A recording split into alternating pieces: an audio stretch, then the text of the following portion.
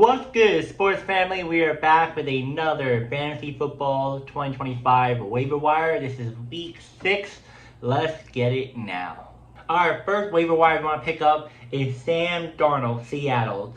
He's rostered only 22.6% of the leagues, depending on which league you're in. Sometimes a little bit different than others, depending on ESPN, Yahoo, etc. Seattle Seahawks, Darnold delivered a standout performance against the Bucs, showcasing the potential as a top 10 fantasy quarterback. As you know, Sam Darnold did pretty good versus the Bucs. Honestly, though, I'll say this: I gotta give more props to Baker Mayfield. He did amazing. Yes, Seattle's lost 2 or 3 of their players in that game because due to injury, but still, I thought Seattle was gonna beat Baker Mayfield. And I ended up losing fantasy football because Baker Mayfield did amazing. Don't get me started. He had 50 plus fantasy points to my opponent. I don't know how. Looks like Tom Brady out there, but yeah. But definitely pick up Sam Darnold for waiver wire. Next up, Mathew Stafford. Roster in only I would say a certain amount of leagues. The roster a good amount, half and half I would say. He is honestly doing really good with Devontae Adams, with Puka. So you definitely should pick up Mathew Stafford if you're in need of a quarterback. I think honestly though, mostly everyone has Mathew Stafford, but it depends on if you're in a 5 league, 6 league, 7 league, maybe even 9 league. Sometimes Mathew Stafford might be on waiver wire, so definitely pick him up. And last but not least, this one could be a little bit shocker. Well, kind of not. Dillion Gabriel. Yeah, Dillion Gabriel, first NFL start. Gabriel threw for 190 yards and 2 touchdowns, indicating potential for a future fantasy relevance. So, if you guys seen him versus Minnesota in London, he was impressive. He was really impressive. He did his thing. He looks more poised compared to Joe Flacco. And I think the Browns have somewhat of a good quarterback this entire year, so I feel like they see what he's capable of, and I think the fact they're going to lean towards more on him than anyone else on the quarterback roster. Now we're going to move on to running backs. Let's move on to running back. We got Michael Carter, Arizona. Carter is taking over the running back 1 role, handling a big workload with 23 touches in week 5. So right now he's only rostered about 44.9% of the league, but as you know, it shifts throughout the week, so it might be different compared to where you're, which app you're using to look him up. But I want to say this though, Trey Benson might be coming back. Well, no, my bad. Trey Benson's not going to be coming back until a week or 2, something like that. I know he's going to be out for a while, and then the other running back is out. I'm not sure. I had to double check because there's been a lot of misinformation about how long it's going to be out. But it looks like Michael Carter might be the next man up for this week, depending on how the other running backs are looking. But definitely pick him up. He's not the flashiest name out there, but he's somewhat, if you're really in need of a running back, especially if you had James Conner and you have no running back, definitely pick him up if you can. Next one, Rico Dowdle, Carolina Panther. Also, running back added in, I would say, under 50% in a lot of leagues. Dow exploded with 206 rushing yards and a touchdown, making him a top priority add. Yes, 100%.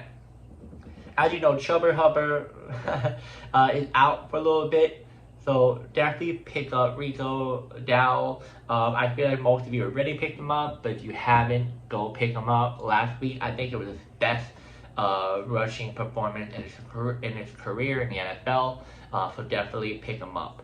Now, last but not least, Kendre Miller, New Orleans Saints, rostered 39.9% of many leagues.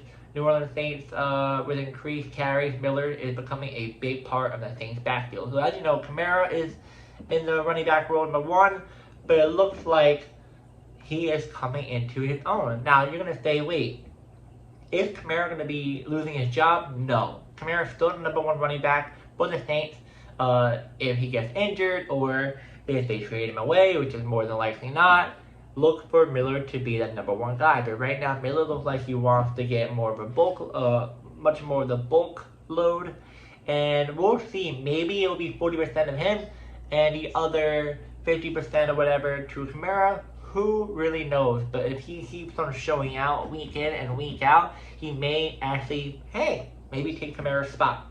But definitely pick him up, but more of a backup role, not as a flex or starter play. But if you need to flex them. Now, wide receivers now, let's move on. Kendrick Bourne. Last week, Bourne did really good. Well, this past week, did really good for the 49ers. Roster in 3.9% of the league. Well, I would say a little bit higher than that. Sometimes my metric is a little bit off. But just know not a lot of people had him, which I don't blame him. I didn't even feel like picking him up, but he did really good this past week. He became the lead 49ers in wide receiver. Bourne became the leading wide receiver for the 49ers in week 5, capitalizing on injuries in other wide receivers. So it looks like Kendrick Bourne stepped up as the number 1 wide receiver. Purcell is out. Brandon Ayuk is still out. Yes, George Kittle's not a wide receiver, but he still gets a snap when he plays. So look for Kendrick Bourne to still be the number 1 wide receiver this week coming up. We're not sure if anyone's going to be healthy. It looks like George Kittle could be out one more week, and then he'll be back, and then Bourne will be affected a little bit because Kittle's pretty much that guy. But yeah, definitely pick up Kendrick Bourne for this week. Then we got Romeo Doubs, Green Bay Packers, roster 25.2% of the league, depending on which app you're using. Like always, Doubs is emerging as a reliable target in the Packers offense. Looks like Doubs is getting much more targets than he did in the past.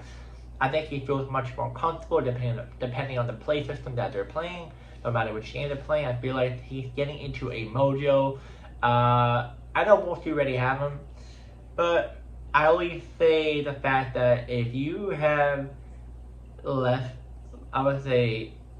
players in your league, you're more likely going to be in need of a wide receiver. And definitely pick him up if you can. And last but not least, Ryan Flournoy, my apology, Dallas Cowboys. He was impressive. I watched that game a little bit. I'm like, whoa. I thought it was George Pickens, but no. Ryan went off. He was in the lead with 0.7%. Nobody really picked him up. Even my league, nobody picked him up. And he has been a breakout game with over 100 receiving yards, making him a deep league sleeper. So, it looks like he might be in play this week once again, so definitely recommend you picking him up as a flex. Don't start the wide receiver 3, but more of a flex play. Now let's move on to tight end. So first up, Mason Taylor, the New York Jets. I would say the fact that, yes, not a lot of people have them on their roster, but if you're in need of a tight end, I think he will get a little bit more involved with the Jets offense, but it's the only tight end I can think of that would be available right now. And then we got Theo Johnson of the Giants. Definitely pick him up. This past week he did really good with the Giants. I feel like he's going to get more involved since no Malik neighbor. Look for Jackson Dart to aim for him much more than often. Then we got Jake Tong of the San Francisco 49ers. And just know, both these two guys are not in anyone's league. 2.3% and also 4.3% of the league.